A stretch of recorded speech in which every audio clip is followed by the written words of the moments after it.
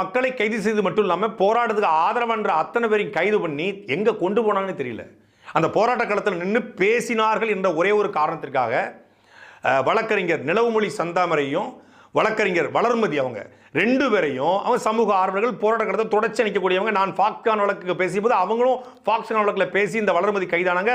அந்த hydro carbon மீத்தனுக்கு பேசி குண்டு சதை கைது செய்யப்பட்டாங்க. தொடர்ச்சியாக இது போன்ற களத்தில் நிற்கக்கூடியவங்க வளர்மதி. இந்த ரெண்டு பேரையும் கைது பண்ணி எங்கே கொண்டு போகிறேன்னே தெரியாமல் சிந்தாதிரிப்பேட்டை காவல் நிலையத்துக்கு கொண்டு போயிருக்காங்க காவல்துறை.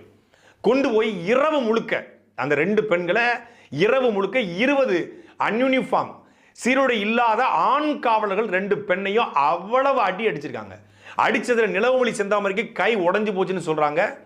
இதுக்கப்புறம் நாம் தமிழர் கட்சியினுடைய சுற்றுச்சூழல் பாசறை பொறுப்பாளர் வெண்ணிலா தாய்மாவனுக்கு அந்த செய்தி வந்து அவங்க எக்ஸலத்தில் பதிவிட்ட பிறகு அப்புறம் நான் எடுத்ததை வெளியிட்ட பிறகு உடனடியாக காவல்துறை அந்த ரெண்டு பேரையும் வெளியே அனுப்புறதுக்கு முயற்சி பண்ணுது. அவங்க அப்புறம் பிரஸ் செஞ்சு பேட்டி கொடுக்குறாங்க. இந்த ரெண்டு பேருக்கும் ஏதாவது ஆயிருந்தா இந்த அரசு பொறுப்பேற்குமா? ரெண்டு பேரையும் கொலைவெறி தாக்குதல் நிகழ்த்தப்பட்டிருக்கிறது. நீங்க அதிமுக